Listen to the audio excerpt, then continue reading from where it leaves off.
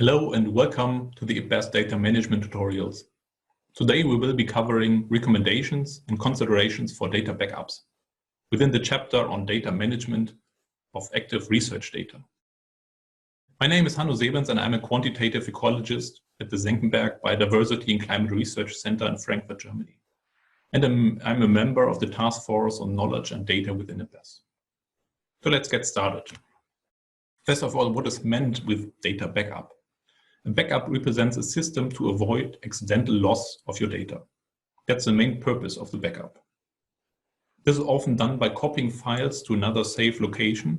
And in case your data get lost, you restore them from the backup location. There's a large range of possibilities for backup locations, ranging from an alternative partition in your computer's hard disk, of an external drive, the server of your institute, online repositories to extensive cloud storages. A backup only represents a snapshot of the data at a certain time. In the simplest case, older versions are overwritten and only the most recent version of the data is kept. This means that backups do not qualify as a full version control, nor as a long-term storage system. There are, however, extended backup systems which also allows restoring older versions. When setting up a backup system, one should consider a few things beforehand. The amount of required storage should be considered. Backup files are usually growing in size over time. It should be reflected while selecting the storage capacities. Backup systems run automatically in the background, and running out of storage may cause the system to stop without notification.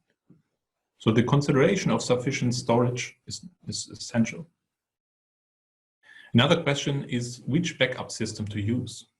An external drive on your desk is easy to install, but does not provide the same amount of safety compared to an external backup system outside the building, which may require more efforts to set up. One should think about the files and folders to be considered. Backup systems of institutes may allow only the inclusion of a single folder, for example, and some folders may be more important to backup than others. It's also necessary to consider the frequency of backups. Hourly backups may ensure a low amount of data loss, but require more interaction with your machine compared to daily backups and may cause slowdowns in your computer's performance.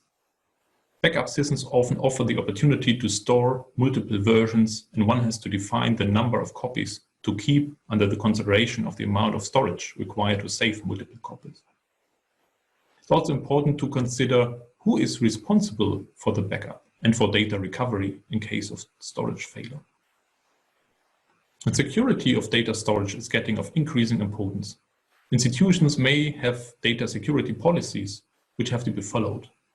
Cloud storages may provide a lower degree of security compared to servers run by the institute. And the UK data services provide an overview of data security.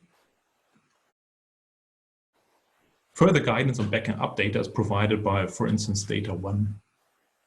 And as a general recommendation, you should consult the IT department of your institute or administrators to clarify the aforementioned points. In addition, it is good practice to install multiple backup systems and to not only rely on a single one, as systems may fail. Some are quite easy to set up and could be a good alternative to other more complex systems. For example, your institute may offer a backup system which may, however, be difficult to access and not intended for daily use. You may then consider having a simpler system in addition, using, for example, an external hard drive to easily access your personal backup files. Keep in mind that it usually falls into your own responsibility to take care of your electronic files. Data loss is often considered to be a worst-case scenario, but this could be easily avoided by using backup systems. Thank you very much for listening. And finally, I would like to thank the other contributors that helped to prepare the content. Feel free to contact us at dsu.data@ipbes.net. And we hope that you enjoyed this session on recommendations and considerations for data backups.